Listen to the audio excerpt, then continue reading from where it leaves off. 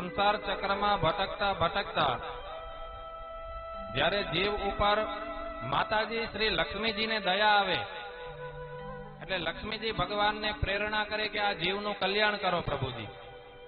એટલે ભગવાન શ્રીમન નારાયણની કૃપાથી જીવને સત્સંગની પ્રાપ્તિ થાય. સત્સંગની પ્રાપ્તિ અને ભગવાનની કથા આ બંને વસ્તુ બહુ દુર્લભ છે. ગોસ્વામી પાદ લખે કે સંત સમાગમ હરિકથા તુલસી દુર્લભ દોઈ સુતદારા અરુ લક્ષ્મી પાપ્યું કે બિહોઈ. સંત સમાગમ સારા વક્તા અને આચાર્યની પ્રાપ્તિ તથા હરિભગવાનની કથા આ બંને છે ને બંને બહુ દુર્લભ છે. દુર્લભ માને અપ્રાપ્ત વસ્તુ, જે કોઈથી પ્રાપ્ત ન થઈ શકે. પ્રાપ્ત ક્યારે થાય તો જ્યારે ભગવાનની કૃપા થાય ત્યારે. આચાર્યો વર્ણન કરે કે જ્ઞાન ક્રિયા ભજન લભ્ય અલભ્ય અન્યૈ. જ્ઞાન ભક્તિ માને ક્રિયા અને ભજન કીર્તન દ્વારા જ ભગવાનને પ્રાપ્ત કરી શકાય.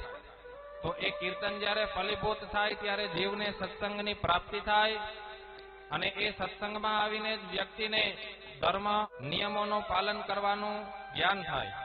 કે અભિવાદનશીલસ્ય નિત્યમ વૃદ્ધોપસેવિનઃ.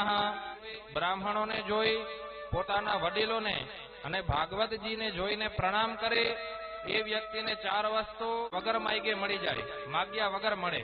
શું શું વસ્તુ એ મળે તો કે આયુ, વ્યક્તિ આયુષ્યવાન થાય. યશ, એની કીર્તિ થાય, સમાજમાં એનું નામ થાય. વિદ્યા, જ્ઞાની ભાગવત કથા દ્વારા થાય. અને બલમ, એના આધ્યાત્મિક બલની વૃદ્ધિ થાય. એ જ વાતને શ્રી યામુનાચાર્યજી સ્તોત્રમાં લખે કે ત્વદંગ્રી મુદ્દિશ્ય યદાપી કેનચિત.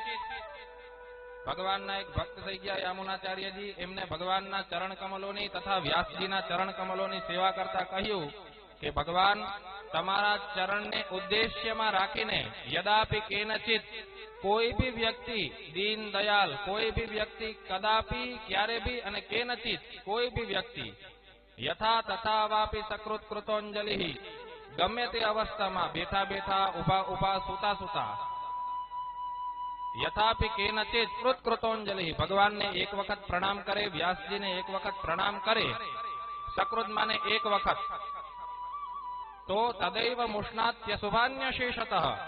એક વખત પ્રણામ કરવાથી વ્યક્તિના અશુભ કર્મનો નાશ થઈ જાય અને શુભાની પુષ્ણાતિ ન જાતુ હ્રિયતે, અને એનું તમામ રીતે કલ્યાણ પ્રારંભ થઈ જાય અને અશુભત્વનો મૂલતઃ નાશ થઈ જાય અને એના જીવનમાં ક્યારેય અમંગલ પ્રસંગ ન આવે. તો એવા મંગલ ભવન અમંગલહારી ભગવાન, જે અમંગલનો નાશ કરનારા કૃષ્ણ પરમાત્મા છે, એ ભગવાનની આપણે કથા શ્રવણ કરીએ છીએ તો વધારે સમય